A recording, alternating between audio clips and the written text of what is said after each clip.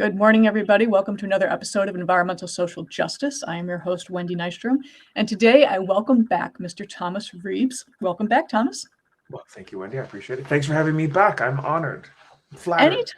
Anytime. Now, when we first spoke, we talked about bicycling and cyclists and mobility, transportation, but today we're focusing on you and your company, AXEL. So could you please tell us a brief background about you coming from Denmark to the United States and what made you start AXEL? Well, I'll try to make this brief, but really it comes down to my dad growing up in Indiana, my mom growing up in Jutland outside of Copenhagen. She's in Aarhus, in the second largest city in Denmark, and then meeting when my dad was an exchange student in Denmark. And so after they got married, my mom's first job was as a teacher, language teacher at a high school in Elkhart, Indiana. Very unusual at the time. But usual for her was that she would knit and sew and do all these other things that most women of her generation in Denmark and probably all over Scandinavia would do. And visiting with friends, she's knitting a sweater, and think some of these Norwegian sweaters in colorful geometric patterns for my grandfather, and people are like, what are you doing? Because she would just sort of be like, you could just sort of just see her hands going, as she's talking to people, and she didn't have to look at it or anything. People are like, what are you doing? She's like, oh, I'm just knitting a sweater for my grandfather. And this is perhaps odd, as an odd intro to I run an advisory firm, but here goes. So people are looking at this and like, well, wow, that's amazing. Well, how do you do that? What? Oh, fantastic. Well, I'd like one. And my mom's like, oh, well, it's no big deal for me. I'm just, we're talking, watching TV, doing whatever, and I can knit at the same time. She's like, yeah, sure. And my dad, being in sales and marketing and an engineer by background, was like, we'll have to charge you a little bit for it. It's like, yeah, whatever. We'll pay for it. So this led then to fast forward to when I was a kid. My parents had like 350, 400 women sitting at home knitting, which they would otherwise do, but now they were knitting designs that my mother had created using a name that my parents had come up with, and they were selling this to high-end boutiques and department stores. Think like Neiman Marcus, Lord & Taylor, boutiques around the country at really high prices. And so as my job when I was a kid was, I would go to collect the number of skeins of yarn, which are balls of yarn to people who don't knit, that Mrs. Peterson in some town in Denmark would be knitting. And, she'd be like, well, she needs to make 5 of this pattern. And then I would package them up in boxes and on my typewriter type out the address labels. And so I saw very early how things that are valuable in one context are taken for granted in other contexts. And here, the fact that you would be sitting at home knitting a sweater and it was a beautiful design and high quality was taken for granted in Scandinavia. And in the US, that skill was already lost by the early 70s. Oh, yes. But the same is true today in a lot of regards. There's technology or a solution in one place which is more or less taken for granted, and in another place that's extremely valuable. And so that's really is part of what I've seen growing up in doing business across the Atlantic. And just in communicating things and talking about these things. I mean, one of the things that I always tell people is the Brits and the Americans both speak a language that they both call English, and yet they don't understand each other. And so, from my mom was like, well, yeah, I can knit you a sweater, no big deal. And my dad's like, yeah, there's some value in there that we can capture. And so I've been involved in transatlantic business in one way or another for the majority of my life, certainly for the majority of my career. I worked in international banking before this, and I think at the time the second largest banking group in the world. And one of the things that I saw was a simple thing like setting up a bank account that's taken for granted by Europeans. Like, well, we just do this and then we have a bank account. Well, here we have things like a credit score. And interestingly, American bankers were like, well, what do they do in Europe? Well, they don't use credit scores. How do they make credit decisions? Well, it's a business decision. How long have you been a client? What do your finances look like? Yeah, I think we can do it. And American bankers are like, well, how could they possibly make a decision like that? I'm like, that doesn't seem so hard. Whereas a lot of American bankers that I spoke to are like, well, this is how credit scores work. I'm like, yeah, well, actually not exactly, because I really dug into how credit scores work and how they're put together, and a lot of even bankers don't quite understand, but they don't have to because it's served to them. So it doesn't really matter. They can just go and look it up somewhere on their computer, and decisions are based on this, and it's, it's nothing to them. It's, the clients just have to abide by it.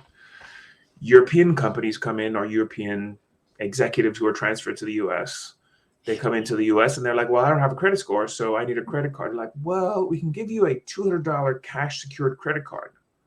Well, you do know that I'm a highly paid executive. I make $100,000 a month. They're like, sorry, you don't have a credit score. Yeah. Done. That does happen. Yeah. So what we do here is we focus on solutions in environmental sustainability, because we're based in Los Angeles. We're headquartered in Los Angeles, and we don't have enough water. We, and I say we, I mean, I'm talking about Southern California. We've had a lot of rain and snow this year, more than we've had the last 20 years.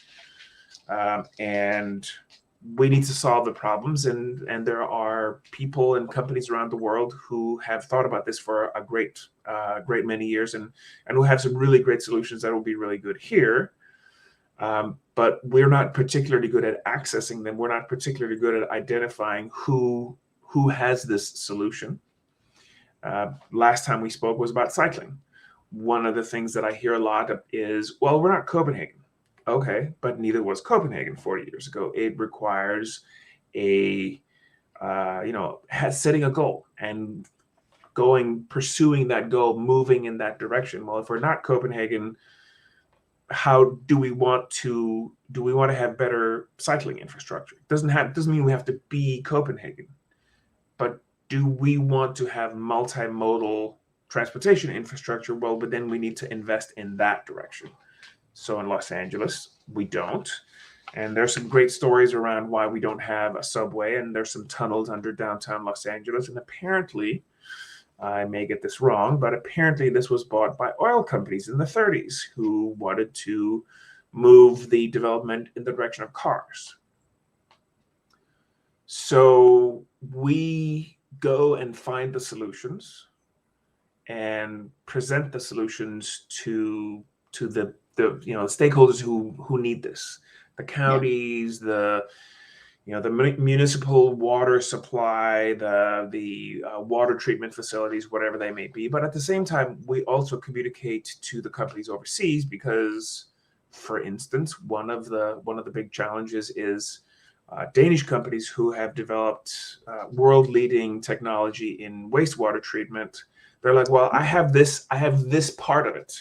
We want to sell just this part because that's the part that we want to sell. And the American wastewater treatment facilities are like, well, we want to buy the solution. Can you sell me the solution? No, but I can sell you this cog, which is an important part of the solution. Well, does that solve my problem? Does it get me to where you guys are now? Well, no, but it's a step along the way. It's like, yeah, we're not interested in that. So we also advise the group of companies that in combination have the technology that they need to approach the market in a different way.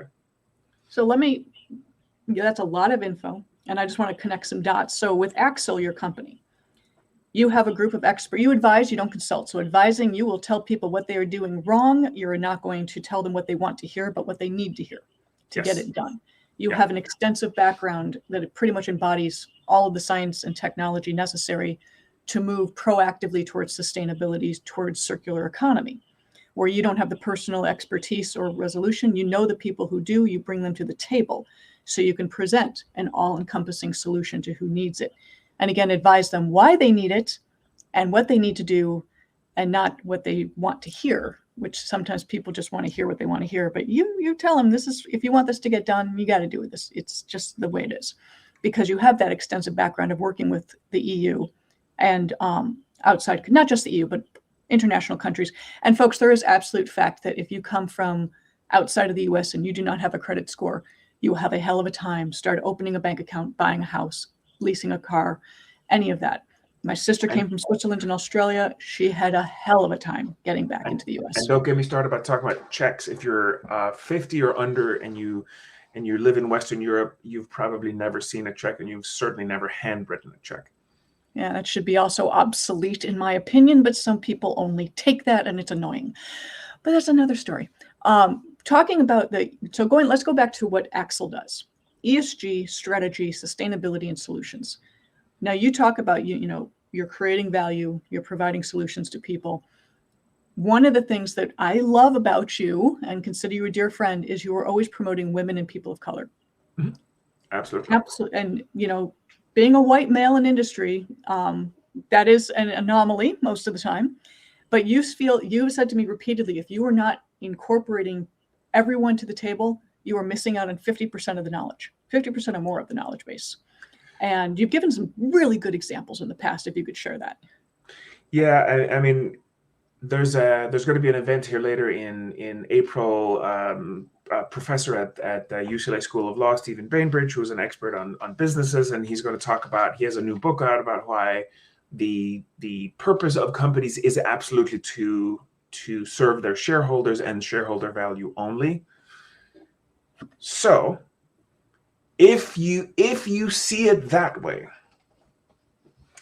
which of course is wrong, Bainbridge, you're absolutely wrong about that, and I'm going to be there and I'll challenge him on that. But if that is true, then if at the same time you're saying like, oh, ESG is false and woke and a bunch of other things that are going on, if you have a leadership which is comprised of tall white dudes, and it's like me, my experience is a very particular one, and there's a lot of stuff that I don't know because I didn't experience and because I haven't seen it from that perspective. I try to be very open.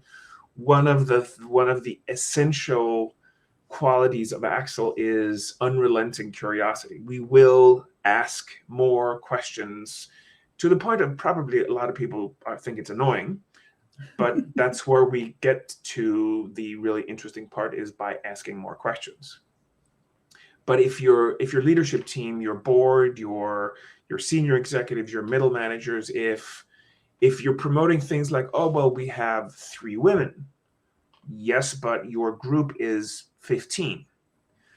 If you don't have if you don't have enough women, if you don't have a lot of women on your board, 50% of the creative powers and 50% of the perspective of the entire world is eliminated from your organization. So if your job is to serve your shareholders and you don't have the perspective of women, you're missing out. True. And you're not serving your whatever your stakeholders, but they're definitely not only your shareholders. You're not serving them well enough. And there's plenty of evidence where this is has been the case in the past, where it's like, well, you have to be a male to do something. And fighter pilots is one of my favorite examples. It turns out, first of all, one of my pet peeves is multitasking is not real. We can't do multiple things at one time. It's just not how our brains work. And go look up the evidence. There's plenty of research that shows this is not true. We actually do sequential tasking. So if you try to do what we think of as multitasking, you're actually distracting yourself by leaving the task that you're doing and going to work on a different task and a different task. But women are better at sequential tasking, in part because for hundreds of thousands of years they've had more things that they needed to do. I mean, going back to like Stone Age, where they just had a bunch more things to do. And that's been the case for hundreds of thousands of years. And it turns out women, as a result, are better fighter pilots, because that's one of the things you need to do as a fighter pilot. You have like a heads-up display. You need to look for bogeys and enemy planes, and you need to make sure that you're right side up. And then you have a bunch of instruments in front of you. You have controls in both hands and on your feet and all this other stuff. So the amount of sequential processing you're doing is really high. It turns out women are better at that. Also, women can sustain higher gravitational forces than men can. I don't know why that is, but I don't really need to know why, because the US military is the one saying that that is so, and they have had this exclusive club of men who were the only ones who could fly planes, and certainly the only ones who could fly fighter planes. And we also have this view, you know, like in the military, it's like it's only men who can go into war, which is a relatively new concept historically. Yeah. So, you know, it's one of the things like, well, if you then say we're the US Air Force and we're the US Navy, the Marine Corps, whatever, and we need fighter pilots, but we will only accept men. Now you've reduced your pool of likely applicants by 50%. And in that 50%, or 52% roughly, of the world's population is women, right? But in that portion that you've eliminated are the best candidates.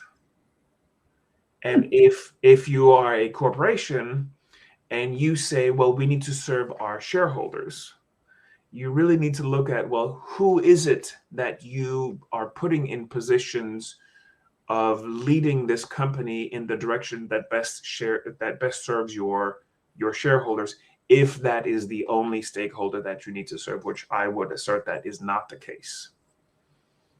I agree with you. I believe, you know, it's about stakeholders, not shareholders. We do need to move away from that language. I really wish I could be there at the UCLA event to watch you in action, because I think that would be fun. I'd just be sitting there, you know, popcorn ready. But one of the things, because you're talking about all people and being inclusive, and a lot of people are tagging that now as being too woke.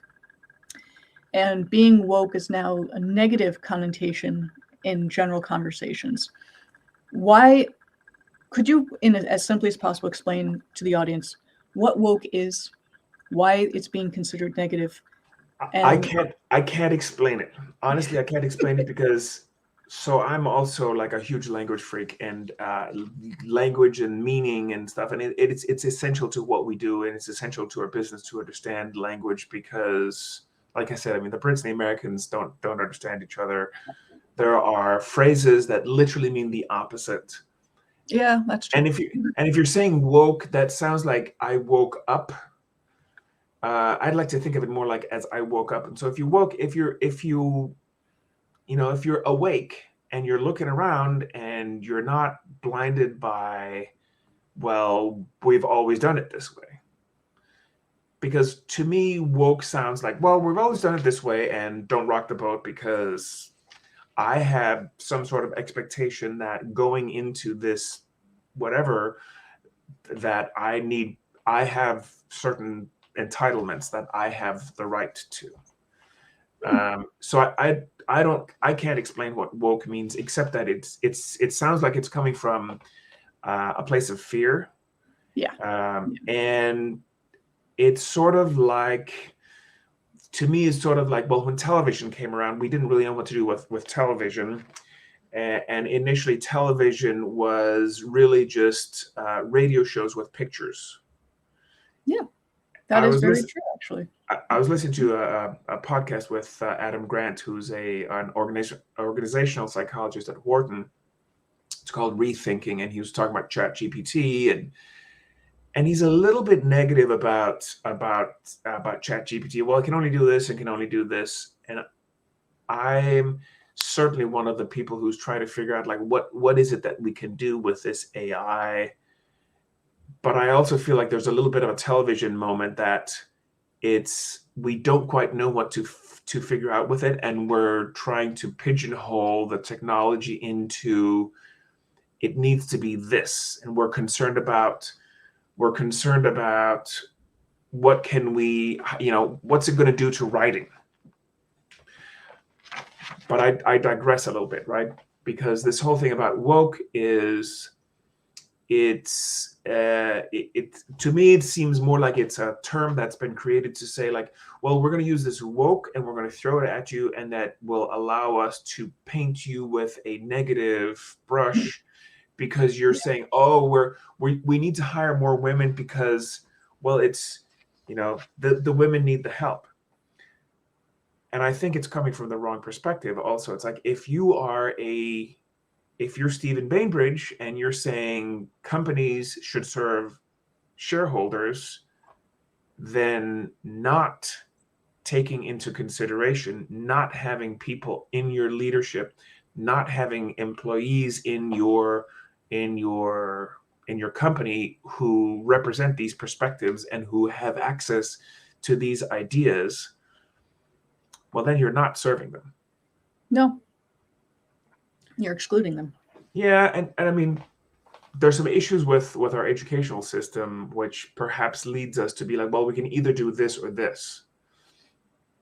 And if you say, well, you're too woke, you have to operate like this. But things are a little bit more complicated than that, and that does make it's obviously is harder to do things really well rather than doing things really simply. So by education, I'm a lawyer, and law firms have this, they have this habit of saying, well, I went to this particular school, I did these particular things when I was in law school, I got grades that were of this quality, or this, I got, my grade point average was this, I got this award, I'm going to hire people just like me who just did exactly the same. Exactly. One of my other favorite examples is Skadden is one of the largest law firms in the world, and they just go by Skadden now, but the full name is actually Skadden, Arps, Slate, Meagher, and Flom. Yep. And used to use them a lot. Joe Flom was a Jewish kid who went to law school, and at the time that he went to law school and when he graduated, well, you didn't hire, at these big firms, you didn't hire Jewish kids. You just didn't. And you were just this group of sort of Gentile, whatever they're called, like non-Jewish lawyers. And Joe Flom was having the hardest time finding a job. And this was at the time when Skadden, Arps, Slate, and Meagher were actually still with the firm. And they decided to give this guy, Joe, a chance. Well, fast forward, and it turns out that Joe Flom is the one who invented the toxic pill defense for in hostile takeovers. So Joe Flom actually contributed massive value to the firm, and I don't know if he's still working with the firm. I don't know if he's still alive, but it's one of the things that law firms don't take into consideration when they look at who they need to hire. That can be said about many industries, actually. Yes, exactly. And that's the whole thing about being woke is that, well, if you're not doing those things, what is it then that you're doing, and how are you creating value? One of the things that we look at is, a lot of people will say like, well, the market finds the best solution. That's untrue. And it's this truism that we hold up in front of ourselves and say, well, the market will find the best solution. The market will find the lowest common denominator. Yeah. Again, if you are in business to serve your shareholders and you allow the market to, whatever that means, right? If you allow the market to drive your business in a particular direction, you are heading towards the lowest possible margin and making less money rather than having a differentiated product. But then let's look at the market. Well, the market isn't the free market that we tell ourselves that it is. There's a reason that we're driving cars with internal combustion engines. My dad, who was born in the 30s, told me when he was a kid, he almost got run over by an electric car. Yep. And he told me this story when I was a kid, which is so many years ago. We hadn't even come back to electric cars, other than sort of these odd things that really couldn't go very far or very fast. Yeah. So we find ourselves in this situation, not because the market moved in a particular direction, but because of government regulations, which were affected by companies who, had lobbyists and other Thank you. organizations who were out and who were influencing the market.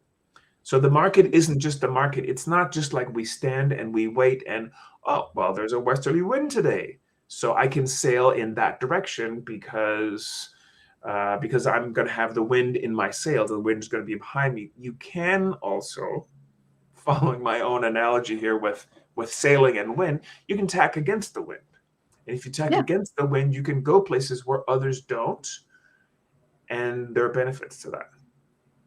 That's a great analogy, because so just for people who don't know how to sail, sailing with the wind, you're kind of going in a straight line. With your tacking, you're kind of going this way and then left and then right, and eventually going to go in a direction where the wind is fighting you. It's just another way to use wind to your betterment, your force. That being said, you are obviously very knowledgeable in history, anthropology, the way the human brain works, developmental skills. With AXEL, your company, I do want people to focus on the fact that this is what you do. Everything you have this vast knowledge base that very few people have, and an understanding of how to see things and connect dots that, quite honestly, very few people are able to do. And you can help them get to a new goal and a lot of it's just talking. You talk to people and you meet with them. I mean, you and I are both on the LA Metro Sustainability Committee, and you are often bringing up solutions for them to follow through, and whether or not they'll basically act on it remains unseen. Hopefully they will, because again, guys, there's bureaucracy, there's voting, there's meetings that have to happen. We get it, but you're able to see that clear path that a lot of people cannot wrap their head around. Well, thank you for saying that. I mean, and it's certainly one of the things that I like to talk about. What we do here is we do connect the dots, and we certainly think in interesting ways. And going back to what you were saying earlier, like, we are definitely advisors, not consultants. And what I will usually tell people before they engage us is, we won't come in and tell you how to do things 10% better. We aim for transformational change. Yeah, we're happy to tell you you're wrong. We're happy to tell you you're not seeing this the right way, and combining things in new ways. And honestly, like, combining things in new ways is really how you create more value. And going back to this whole thing about wokeness is, well, if what you're saying about being woke is, we shouldn't have more women on our leadership team, we shouldn't have women on our boards, we shouldn't have people of color, we shouldn't have people who have different perspectives, because it's honestly, it's like, for me, it's not about like, oh, well, women really need the help, so we need to give them a hand. No, we need to tap into the perspectives, the knowledge, the creative forces of women, of people who anyone who doesn't look like me. I am a tall white guy. Pretty much the majority of the world doesn't look like me. Yeah, that's true. And if I'm anyone who comes in and says, like, I know better than everybody else, then I know you're wrong. Yeah, that's a good point. That is a good point. But what we do, I mean, we will advise, I mean, and we ask a bunch of questions. And one of the things, like you mentioned, larger organizations like the Metropolitan Transportation Authority, I mean, it's easy enough for them to see, like, well, there's this path that we're going down, and we've started from here and we're going over here. One of the interesting things from when I was an undergrad and in a history major was, one of my professors said, you can't and you shouldn't view history backwards. So when you're looking at something, it's like, well, it was inevitable that that we're going to get to this place, and that's never the case unless you're looking backwards and you're assuming that history or anything really progresses along a linear line. And it goes back to, conversations that I had in law school also, where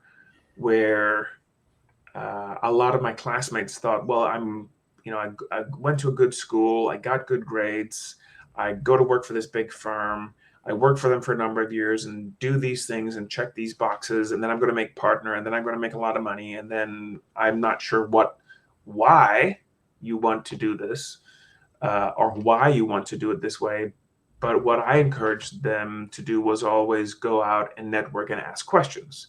And I really told them just ask 5 questions. What's your name? What do you do? How did you get there? Are you enjoying it? Do you have any advice for me? But especially this, like, how did you get there? And that is also very intertwined with this idea about woke, is like, well, how did you get to the point where you have only men leading this company? How did you get to the point where you have this technology? And if you say things like the market decides, as if the market sort of moves magically and creates magical solutions, it turns out not to be linear, and it turns out that there are a lot of other forces. Once you're in law school, you meet someone, then you get connected with somebody else, and you do one thing, you get to another thing. The market moves in mysterious ways as well. We don't have SpaceX because Elon Musk is brilliant and he thought, hey, what if I invented a rocket and I could send stuff into space? We have a space program really that grew out of weapons in World War II and government decisions. And interesting, there's this concept of the government as an entrepreneur, but Johnson was whispering in Kennedy's ear about getting into the space program, and the U.S. government poured enormous sums of money into the space program and into leading. One of my favorite political speeches is the speech that Kennedy gave at Rice in September of '62 not about sending a man to the moon and bringing him back safely, but why are we doing these things? Because we want to do this because it's important, and we want to do this because we want to lead and we want to be first. And just tying this in with the question about woke is like, well, if you're throwing that at people and saying, well, you shouldn't have a diverse leadership, you should have only white males, then you're not leading, you're not creating the new solution, you're not creating value, you're just protecting. You're in this protective, fear-based mode. There's plenty of reason to be fearful when the US was going into the space race. We didn't know how to steer, we didn't know how to communicate, we didn't have a craft, we didn't know how to get there. Heck, Neil Armstrong himself was testing this weird flying box spring looking thing. They called it a washing machine. Yes. I mean, and almost died. Gus Grissom and his crew did die on the launch pad in Apollo 1. And this isn't market forces. This is the government. This is organizations leaning into, we want to get over here. Yeah. And there were certainly plenty of naysayers, and if you read up on history, and there's a great podcast by the Washington Post, I think it's called Moonshot or something like that, talking about like, how did we even get there? That Johnson, after Kennedy's death, really twisted a lot of politicians' arms by saying, well, are you going to tarnish our dead president's memory by not giving us the amount of money that we need for the space program? Are you going to be that guy? Because I'm happy to get on the podium and say, you're the guy who didn't give us this money and tarnishing Kennedy's memory. But it took a lot of wrangling and pushing to going in that direction, and to persuade the naysayers that this isn't the direction that we want to go. We want to go here. We want to be the leader in space. As a result, there are now companies like SpaceX now exist. Yep. Companies like Strava now exist because now you can get a small device that you can put in your pocket that can hold all the LPs that you ever owned. Yeah. That can track where you go on your bike or when you're walking and share that information with your friends. It's just magical because we decided we wanted to go in that direction, not because we waited for the market to get someplace. I do want to point out when you talked about NASA doing the impossible by getting us into space, it wasn't just a bunch of white men that did this. Yes, the white men were in leadership positions and they were the ones focused on. Watch the movie Hidden Figures. You'll see that there were many women, people of color involved. And their lead geologist is a friend of mine, 𝒉𝒂𝒏𝒈. He chose the lunar landing sites, first person to map the moon, taught the astronauts how to identify rocks. So when they're doing their flyovers, they knew what they were looking at. So that alone qualified the success of NASA, and continues to this day. There are many women in NASA now, many people of color. It's a fantastic organization. And the one time I did get to go through JPL, I was like a 5-year-old skipping through the hallways. I had so much fun. So tying back into diversity is important. Everyone has a perspective that's different from yours. And rather than shun it, you need to learn from it. And you need someone like Thomas and AXEL to bring all that together so you can see outside of your own little realm. You can now do things with someone who has that perspective, that background, and that knowledge base. So before I let you go, I almost called you AXEL. So it's AXEL, folks, for the name of the company. Thomas is the founder. Thomas, could you please tell people how they can find you and best ways to reach you? Yes. So our website is AXEL-US.com. You can find me on LinkedIn, and you can also email me directly. It is tr@AXEL-US.com. Perfection. Thank you so much, Thomas. As always, it's a pleasure to talk to you. Please come back again to talk more. And I want to hear that update when you go to that event, the shareholder guy. I'll make sure to let you know. Thanks so much for having me again. Anytime. You guys take care. We'll see you next time. I'm Wendy Nystrom with Environmental Social Justice. Again, check out AXEL, AXEL-US.com. Excellent company. I speak proudly about this guy because he's a friend. But not only that, he knows what he's talking about. We'll catch you guys later. Bye-bye.